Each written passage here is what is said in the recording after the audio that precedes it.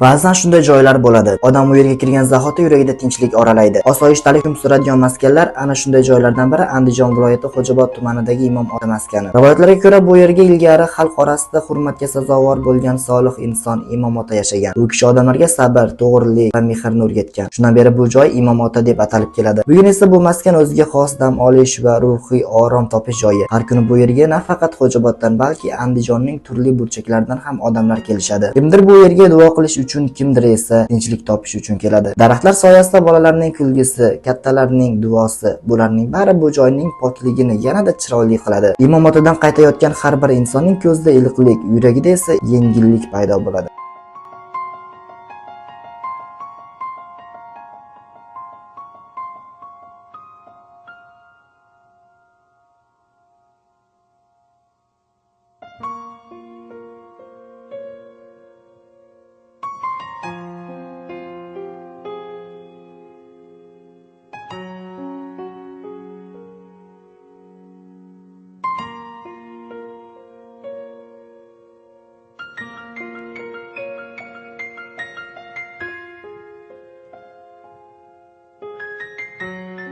Go'yo bu joydagi har bir shamol nafasi, har bir yaproq harakati inson qalbini tozalaganidek. Imom Ota bu shunchaki dam olish joyi emas. U tinchlikning manzili, oromning maskani, Xo'jaobod xalqining faxri.